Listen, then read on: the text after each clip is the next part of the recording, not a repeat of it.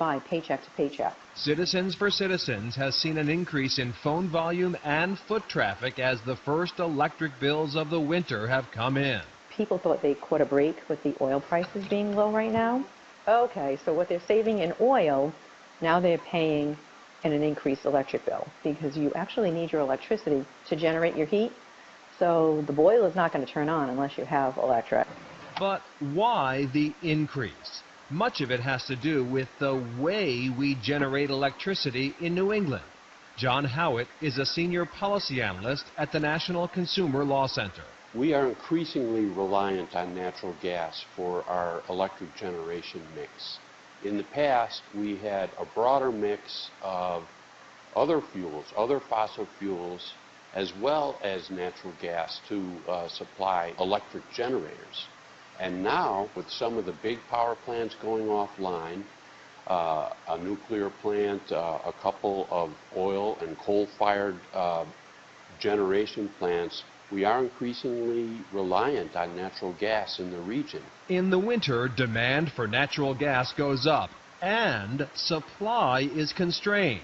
There is not enough pipeline capacity to meet the increased demand, thus higher prices.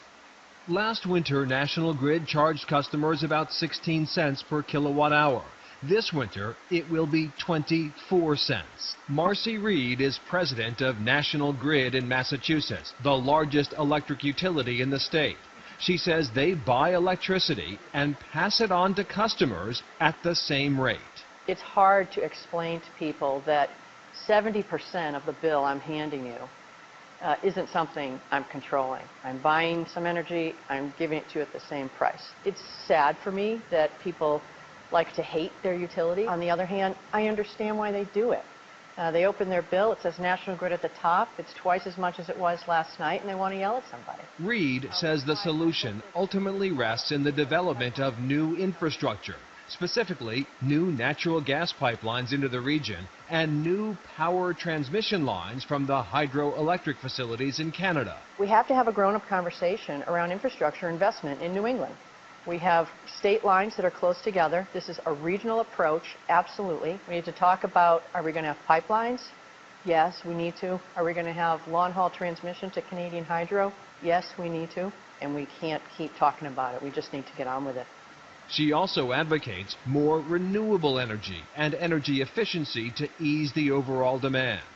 John Howitt of the National Consumer Law Center agrees and says the utility companies themselves are not to blame. What we really lack right now is a good planning process, I think.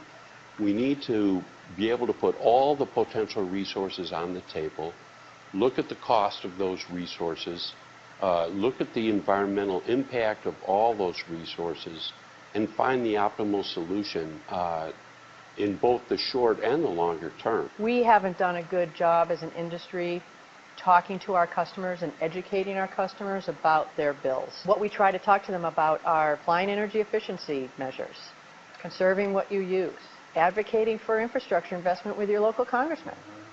There are a variety of things that we're going to have to do. Little of which will help Noreen Gardella or any of the customers who will see their electric bills soar this winter. And groups like Citizens for Citizens are already appealing for aid from the state to help offset the crunch for low and fixed income customers. People haven't seen the worst of these bills yet. The pain is going to get worse, I'm afraid, before it gets better. And you heard a lot of advocacy for additional infrastructure in New England, but there certainly are environmental groups and citizens groups that are opposed to new pipelines and new power lines. But yet, is there any sense of how long these higher costs are going to linger? Well, a report commissioned actually by the state recently found that this will last, the winter spike in electric rates, for at least the next 4 to 5 years until some aspect of this, whether it's the infrastructure or the resources, are addressed. So we need to prepare for those higher bills. Still ahead, $1 worth